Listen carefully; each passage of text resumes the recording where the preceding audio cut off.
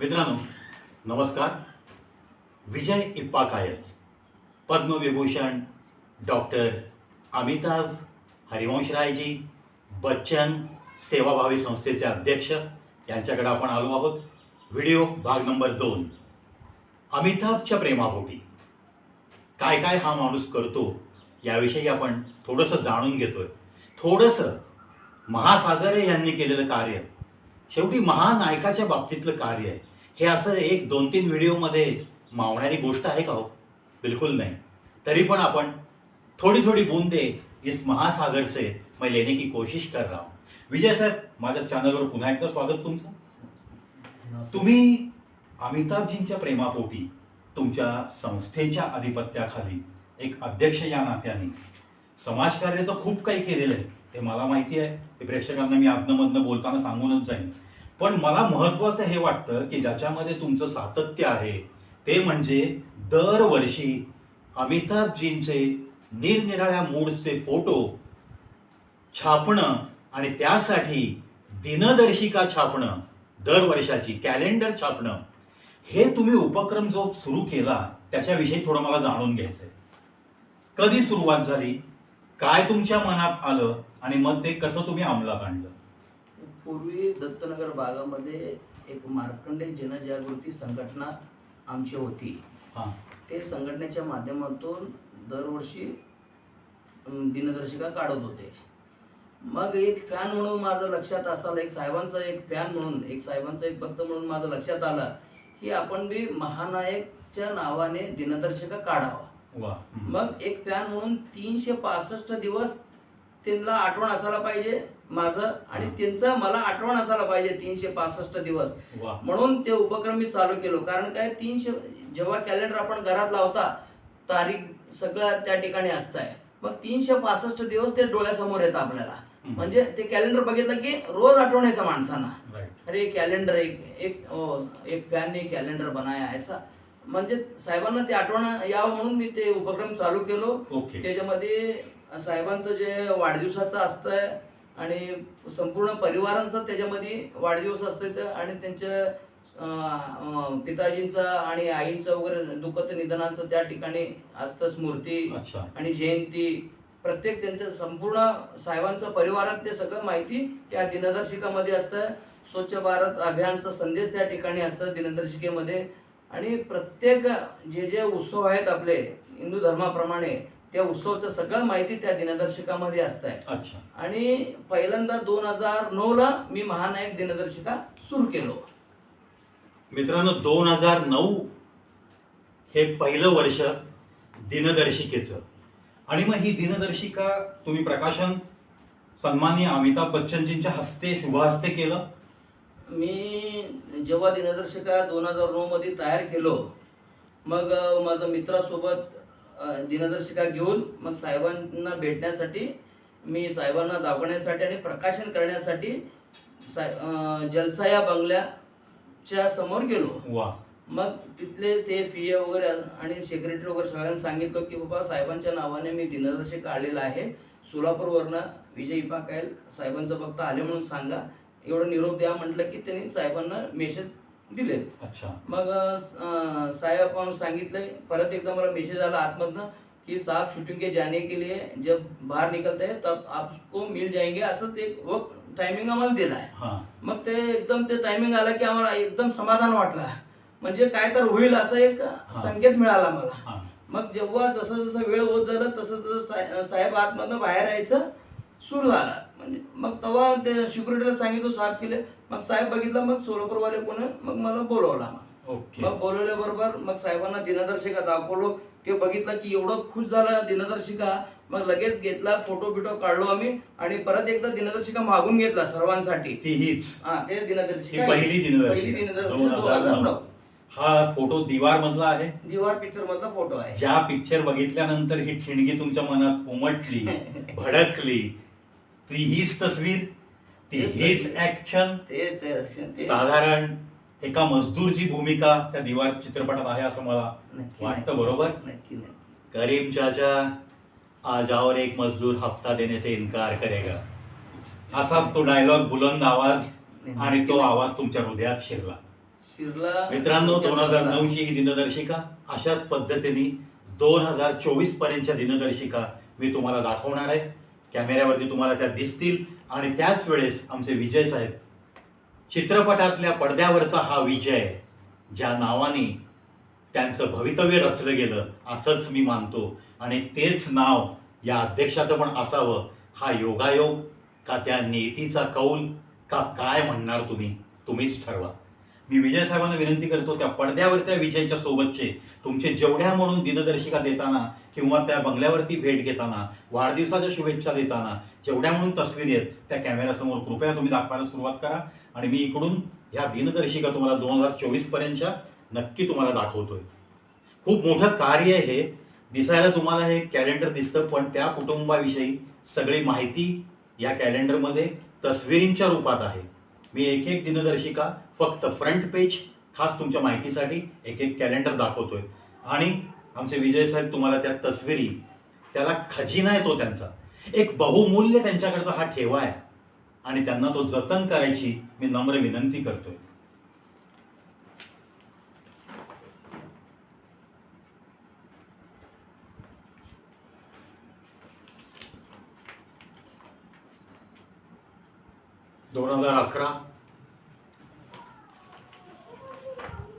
दोन 2012 एखाद्या गोष्टीत सातत्य राखणं हेच खूप महत्वाचं असतं.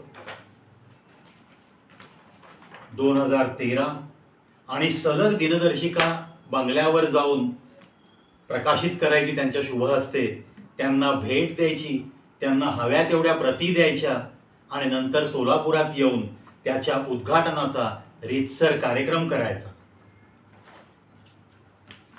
मित्रांनो, एखाद्या हिरोच्या विषयी प्रेम असणारी जगात खूप माणसं आहेत आणि त्यातून आमच्या या महानायकांबद्दल प्रेम असणारी माझ्यासहित करोडो माणसं आहेत.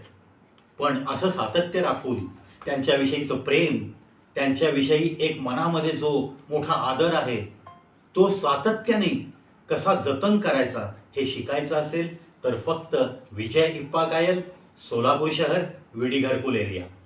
विजयजी, या पडद्यावरच्या विजयच्या बाबतीत तुम्ही हे जे दिनदर्शिकेचं काम सुरू केलंय त्याबद्दल मी तुमचे लाख लाख अभिनंदन करतो.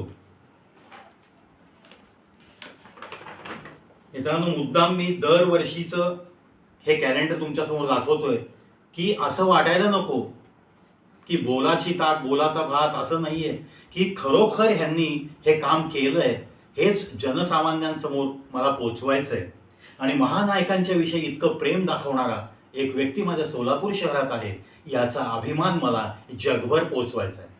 आणि अर्थातच आमच्या या सेवाभावी संस्थेतर्फे, विजय इप्पा कायल यांच्यातर्फे स्वतःची परिस्थिती नसताना स्वतः जे काही आपले दिवस आहेत, जे काही गरिबी आहे ते सांभाळत संसार करत या आपल्या महानायकाच्या विषयी प्रेम दाखवत, स्वतःच्या खिशाला चाट बसली तरीही सातत्य राखत काम करणारा हा एक हुकमी एक्का आहे.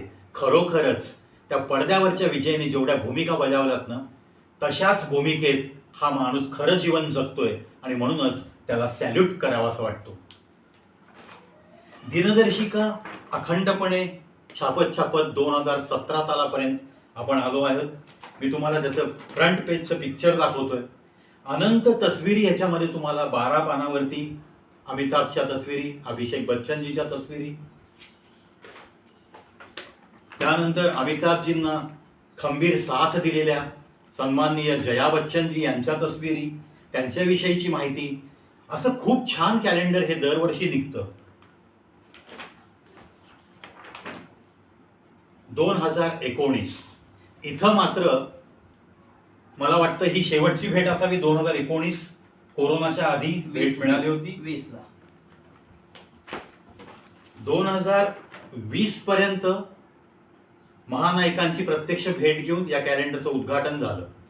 पण 2021-22 नंतर बाय पोस्ट, बाय कुरिअर त्यांना पाठवलं गेलं आणि त्यांची कन्सेंट मिळाल्यावर सोलापूर शहरात, टेलिफोनिक कन्सेंट मिळाल्यावर सोलापूर शहरात याचा उद्घाटन समारंभ नेहमीप्रमाणे सालाबाद प्रमाणे आम्ही तो साजरा केलाय. महानायकांच्या या दिनदर्शिकेच्या उद्घाटनाचा जवळपास 3 समारंभ मी आतापर्यंत अटेंड केलेत आणि एका समारंभाला मी अँकर होतो. मित्रांनो, हा फोन वाजतोय, तो वाजत राहणार आहे आणि कदाचित तुम्ही पण ऐकताय त्याची रिंगटोन. विजय साहेबांना आत्ता कोणाचा तरी फोन आलाय आणि 2024 ची ही दिनदर्शिका मी दाखवतोय. तुम्ही ती रिंगटोन ऐकत ऐकत या तस्विरी बघताय.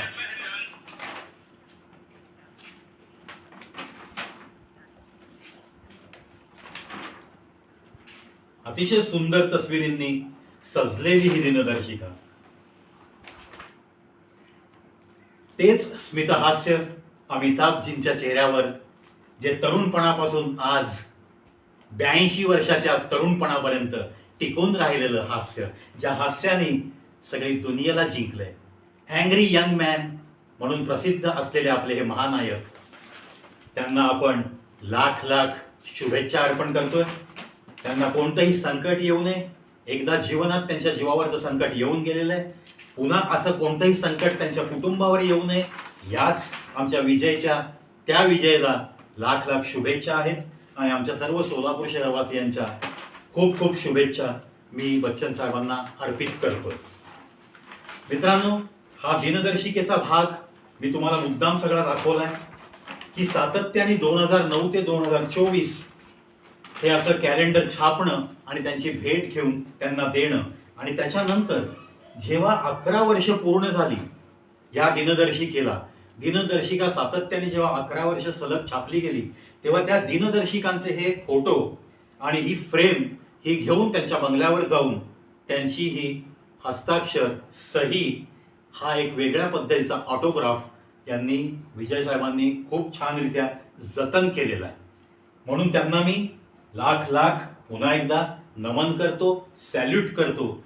महत्वाचा मुद्दा तुम्हाला सांगण्यासारखा, आपल्या अमिताभजींचे पिताश्री डॉक्टर हरिवंशराय बच्चन, एक महान कवी भारताचे, त्यांच्या या चित्राने पोस्टल स्टॅम्प निघालाय.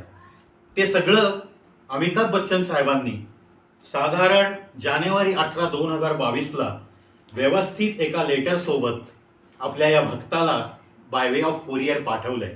ही अशी आठवण ठेवणं आपल्या भक्ताबद्दल, आपल्याला जो मानतो, आपला जो फॅन आहे, त्याच्याविषयी ही आत्मीयता बाळगणं, तिथं सुद्धा स्टार ऑफ मिलेनियम सारखंच हृदय लागतं. मित्रांनो, प्रत्येक कलाकाराकडचं असं हे मनुष्याचं हृदय घेऊन प्रत्येक कलाकार जन्माला येतो म्हणतात, पण थोड्याशा यशानंतर हुरळून जाणारे, आभाळ ठेंगणं झाल्यासारखं वागणारे, लोकांना तुच्छ समजणारे असे सुद्धा कलाकार या छोट्या कलाकारांनी बघितलेत दुनियात. आणि म्हणून मी पण बच्चन प्रेमी आहे, मी पण अमिताभजींचा खूप मोठा चाहता आहे. म्हणून मला या गोष्टीचं अप्रूप वाटतं की आपल्या वडिलांच्या नावाने जे तिकीट काढले भारत सरकारने, ते आपल्या भक्ताला माहीत झालं पाहिजे. हा त्यांचा प्रयत्न, हे त्यांच्या सहीचं पत्र मी मुद्दाम थोडं जवळून कॅमेऱ्याला फोकस करायला लावतोय. मित्रांनो, अशा या महानायकाबद्दल प्रेम जतन करत जगणाऱ्या या माझ्या विजय इप्पा कायल या मित्राला मी लाख लाख शुभेच्छा अर्पण करतो. त्याच्या कुटुंबाला आरोग्य संपन्नता मी अर्पण करतो. त्या देवाकडे प्रार्थना करतो की ह्या विजयला, या आपल्या पडद्यावरचा सुपरस्टार, स्टार ऑफ मिलेनियम, ज्या विजय नावाने त्यांना यश दिलं, या विजयला, पडद्यावरच्या विजयला आणि या माझ्या वास्तवातल्या विजयला, दोघांनाही खूप छान आयुष्य मिळावं, खूप चांगलं आरोग्य संपन्नता मिळावी, वैभव मिळावं आणि सर्व सुख या विजयच्या चरणी यावीत, हीच माझ्या सिद्ध रामेश्वराच्या चरणी, मार्कंडेयाच्या चरणी या प्रवेची नम्र प्रार्थना. नमस्कार, धन्यवाद मित्रांनो. Vijayji, wish you all the best. धन्यवाद साहेब. तुम्हाला खूप खूप शुभेच्छा. पुन्हा एकदा आभार साहेब. मला वेळ दिलात, माझ्या चॅनलला वेळ दिलात आणि स्टार ऑफ मिलेनियमची ही भक्ती अशीच चालू राहावी याच सदिच्छा. मुलाखत घेतल्याबद्दल